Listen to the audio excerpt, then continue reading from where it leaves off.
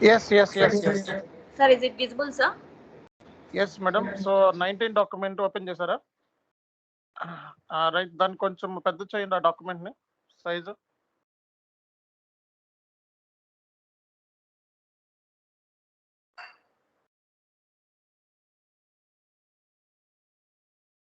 Okay.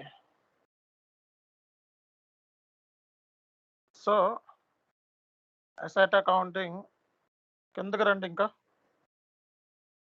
ఈరోజు మీరు చేయాల్సిన పని ఏంటంటే కిందకి రండి. అక్విజిషన్ చేస్తారు మీరు, రిటైర్మెంట్, మూడోది ట్రాన్స్ఫర్. మీరు అసెట్ కూడా ఎలా క్రియేట్ చేయాలో చూసారు. ES01లోకి వెళ్ళి అసెట్ క్రియేట్ చేయాలి, క్రియేట్ చేశారు. నెక్స్ట్ నెంబర్ ఆఫ్ అసెట్స్ని క్రియేట్ చేయండి. అసెట్ క్రియేట్ చేసినప్పుడు 1 minute. అసెట్ క్రియేట్ చేసినప్పుడు క్యాపిటలైజేషన్ డేట్ ఏదైతే ఉందో మీరు అసెట్ క్రియేట్ చేసి పర్చేస్ చేశారు, దగ్గర వెండార్ దగ్గర పర్చేస్ చేశారు కదా. వన్స్ ఏ రోజునైతే మీరు పర్చేస్ చేశారో ఆ రోజున సిస్టంలో కింద రావాలి మేడం. ఆ రోజున అక్కడ క్యాపిటలైజేషన్ డేట్ ఆటోమేటిక్గా అక్కడ అప్డేట్ అయిపోతుంది. అంటే మీరు అసెట్ పర్చేస్ చేశారు కదా F-19లో, ఆ రోజున ఏమైతే డేట్ ఇచ్చారో ఎక్వైర్ చేసిన డేట్ ఇచ్చారో ఆ డేట్ ఆటోమేటిక్గా ఇక్కడ పిక్ అవ్వాలి. ఓకే, ఇక్కడ ఆటోమేటిక్గా అది మీకు పిక్ అయిపోతుంది అనమాట. నెక్స్ట్ ఇది ఆల్రెడీ చేస్తారు ఇవన్నీ కూడా. టైం డిపెండెంట్ డేటాలో టైం డిపెండెంట్లో ఏ ఫీల్డ్స్ ఉంటాయి అని చెప్పి ఇంటర్వ్యూలో అడుగుతాడు. టైం డిపెండెంట్లో ఏ ఫీల్డ్స్ ఉంటాయి. సో ఇంటర్వ్యూలో క్వశ్చన్ అది, టైం డిపెండెంట్లో ఏ ఫీల్డ్స్ ఉంటాయి. నెక్స్ట్ ఆ తర్వాత మీరు అసెట్ ఎక్వైర్ చేశారు F-19లో, ఇది కూడా మనం చేసేసాము. ఆ తర్వాత డిప్రిసియేషన్ కూడా రన్ చేశారు. డిప్రిసియేషన్ రన్ చేసినప్పుడు మనకి డిప్రిసియేషన్ సంబంధించి ఎంట్రీ కూడా చూడాలి మీరు. ఎంట్రీ ఏం పడింది అని ఎవరైనా చూసారా? ఓకే, ఆ ఎంట్రీ కూడా చూడాలి. ఇక్కడ ఉన్నాయన్నీ కూడా మీరు ఇప్పుడు చేయాల్సిన పని ఏంటంటే ఈ డాక్యుమెంట్ గ్రూప్లో షేర్ చేయండి మేడం. ఇందులో ఉన్న మీరు చేయాల్సిన కాన్ఫిగరేషన్స్ అయిపోయినాయి. టీ కోడ్స్ ఎగ్జిక్యూట్ చేయాలంతే. కిందకి రండి, కిందకు వచ్చేయండి. డాక్యుమెంట్ ఇప్పుడు డిప్రిసియేషన్ వెయిట్ మేడం, స్పీడ్ వెళ్తున్నారు. Document number FB03. సో FB03లోకి వెళ్ళి డాక్యుమెంట్ నెంబర్ ఇచ్చి, కంపెనీ కోడ్ ఇచ్చి, ఫిజికల్ ఇయర్ ఇచ్చి చూస్తే ఏమొస్తుంది చూడండి. అక్కడ డిప్రిసియేషన్ పోస్ట్ చేసింది వస్తుందా? కిందకి రండి, కిందకి రండి. ఇది అసెట్ సంబంధించింది వచ్చింది, మీరు ఏదైతే పోస్ట్ చేస్తారో. కిందకి రండి, ఇంకా కిందకి రండి, కిందకి రండి. AB03లో కూడా వెళ్ళి చూడండి డాక్యుమెంట్.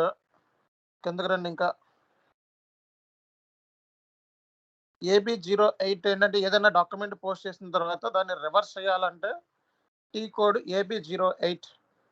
ఓకే, AB08లో రివర్స్ చేయొచ్చు మనం. అసెట్ ఎక్స్ప్లోరర్ అంటే నేను చెప్పాను, AW01లోకి వెళ్ళి మీరు అసెట్ వాల్యూస్, అసెట్ ఎంత డిప్రిసియేషన్ అయింది, ఆ క్యాలిక్యులేషన్ ఏంటి అన్నది చూడొచ్చు అసెట్ ఎక్స్ప్లోరర్లో. ఇది కూడా అయిపోయింది. కిందకి రండి, ఇంకా asset balances AR01. Asset balances అంటే AR01. సో AR01లో మీరు ఏమైతే పోస్ట్ చేశారో వెళ్ళి టీ కోడ్ ఎగ్జిక్యూట్ చేసినా మీకు మొత్తం డీటెయిల్స్ అన్నీ కనబడతాయి. జస్ట్ టీ కోడ్ ఎగ్జిక్యూట్ చేయటమే. AR01కి వెళ్ళి అసెట్ కంపెనీ కోడ్ ఇచ్చి ఎగ్జిక్యూట్ చేయండి. అప్పుడు ఏమొస్తుంది చూడండి. కింద రండి,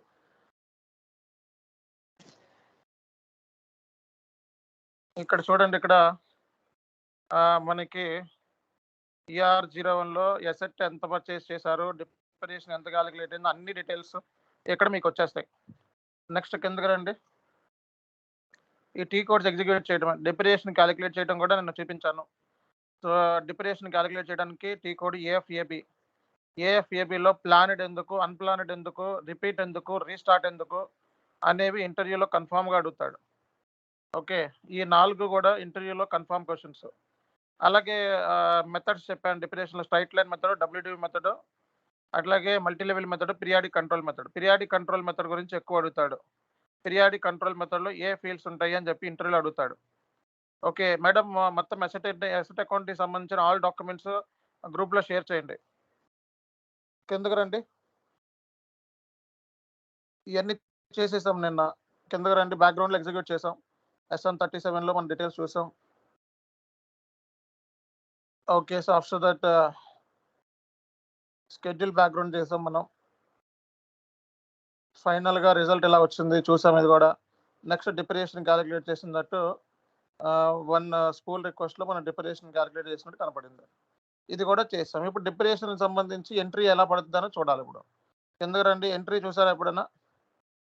ఇక్కడ FB03లోకెళ్ళి డిప్రిసియేషన్ సంబంధించి ఏం పోస్ట్ చేశారో ఆ document, company code, physical year, document type AF అనివ్వండి ఇక్కడ. FB03లో కిందకి రండి. కిందకొస్తే మీకు డిప్రిసియేషన్ ఏం పోస్ట్ చేశారన్న ఎంట్రీ కనపడుతుంది. ఈసారి depreciation on vehicles, accumulated depreciation on vehicles. ఇది మనకి కనపడుతుందనమాట. ఆ తర్వాత కిందకి రండి. ఈ ఎంట్రీ పడిందో లేదో చూసుకోండి. నెక్స్ట్ ఏంటంటే ఈ రిపోర్ట్స్ అన్నీ గూడా మీరు జస్ట్ టీ కోడ్ ఎగ్జిక్యూట్ చేసి, కంపెనీ కోడ్ ఇచ్చి ఎగ్జిక్యూట్ చేస్తే మొత్తం డిప్రిసియేషన్ సంబంధించి ఫిక్స్డ్ అసెట్స్ సంబంధించిన ఆల్ రిపోర్ట్స్ అనేది మీరు చూడొచ్చనమాట. జస్ట్ టీ కోడ్ ఎగ్జిక్యూట్ చేయడమే. కంపెనీ కోడ్ డీటెయిల్స్ ఇవ్వటమే. అంత కష్టమైన విద్య ఏమీ లేదు ఇందులో. కిందకి రండి.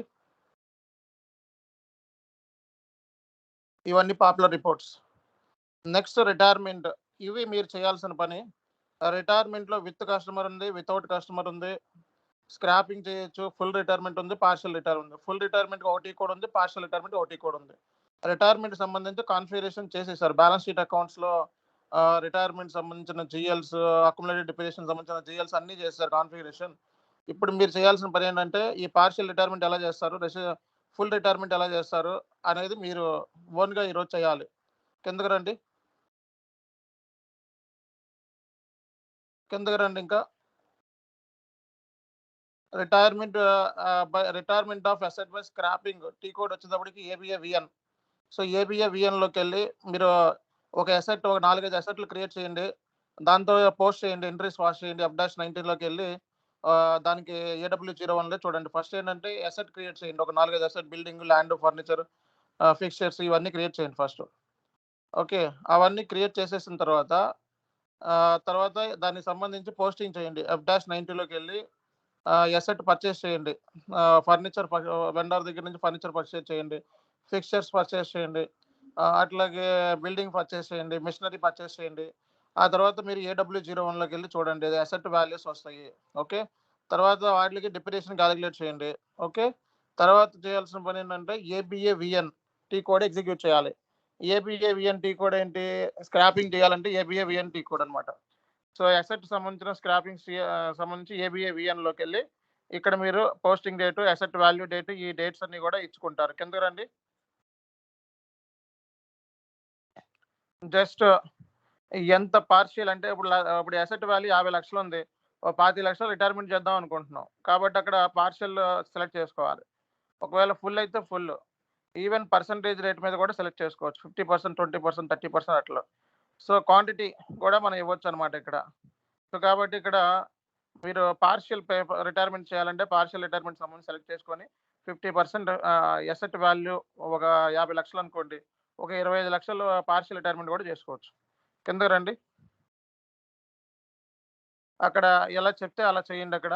నెక్స్ట్ ఈ ఎంట్రీ పిక్ అవ్వాలి. ఈ ఎంట్రీ బై డిఫాల్ట్ మీ సిస్టమ్‌లో ఏ జీఎల్స్ ఇవ్వకుండానే పిక్ అవుతాయి. రీజన్ ఏంటంటే ఈ జీఎల్స్ అన్నీ కూడా బ్యాక్ ఎండ్ నుంచి పిక్ అవుతున్నాయి. బ్యాక్ ఎండ్ అంటే ఏంటి? ఐఎంజీ స్క్రీన్‌లో మీరు ఆల్రెడీ బ్యాలెన్స్ షీట్ అసెట్‌కి సంబంధించి బ్యాలెన్స్ షీట్ అకౌంట్స్ ఆల్రెడీ చేసేసారు. ఓకే. ఆల్రెడీ చేసేసారు వీటికి సంబంధించి. కాబట్టి దీని మీద ఎంట్రీస్ అన్నీ కూడా జస్ట్ అసెట్ ఇవ్వగానే ఆటోమేటిక్‌గా సిస్టము ఈ రిటైర్మెంట్ సంబంధించిన ఎంట్రీస్, లాస్ వచ్చిందా, గెయిన్ వచ్చిందా ఇవి బై డిఫాల్ట్ సిస్టమ్ పిక్ చేసేస్తది. కాబట్టి సో, ఇది కష్టమైన విషయం గాదు. ఇందులో ట్రిక్కీ గూడా ఏమీ లేదు. జస్ట్ డేటా ఎంటర్ చేసి ఎగ్జిక్యూట్ చేయటం. సో, ఈ ఈ ఇక్కడొచ్చిన ఎంట్రీస్ ఏమైతే ఉన్నాయో అవి మీ సిస్టమ్‌లో పాపప్ అవుతాయి. రిటైర్మెంట్ స్క్రాపింగ్‌కి ఏబీఏ-విఎన్. అదే విత్ కస్టమర్ అయితే ఏముందో చూడండక్కడ. Without customer. అది విత్ కస్టమర్, ఇది వితౌట్ కస్టమర్. సో, వితౌట్ కస్టమర్‌కి గూడా సేమ్ ప్రాసెస్. కాపోతే ఏంటంటే ఏబీఏ-ఓఎన్ ఇది. అది వేరు, ఇది వేరు. ఆ ఏబీఏ-విఎన్ విత్ కస్టమర్, ఇది వితౌట్ కస్టమర్. ఇలా చేస్తే ఇది just date of date, posting date ఈ డీటెయిల్స్ ఇచ్చేసి జస్ట్ మీరు ఆ పక్కన చుక్కల్లా కనపడుతుంది 4 చుక్కలు, 5 చుక్కలు దాన్ని జస్ట్ ఎగ్జిక్యూట్ చేస్తే మీకు వచ్చేస్తది. చూపించండి ఒకసారి ఎలా చేయాలో? ఏబీఏ-ఓఎన్ టీ కోడ్స్ గుర్తుపెట్టుకోవాలి. ఓకే. సో 8,500 రిటైర్మెంట్ చేశారు.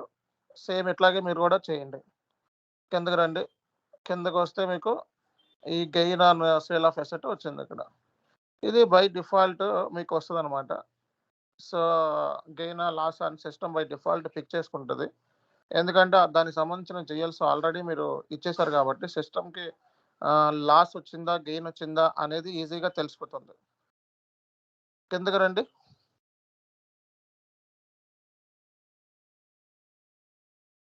So retirement of asset with revenue T code F-92 దీంతో మీరు ఎంట్రీస్ కూడా పాస్ చేసుకోవచ్చు.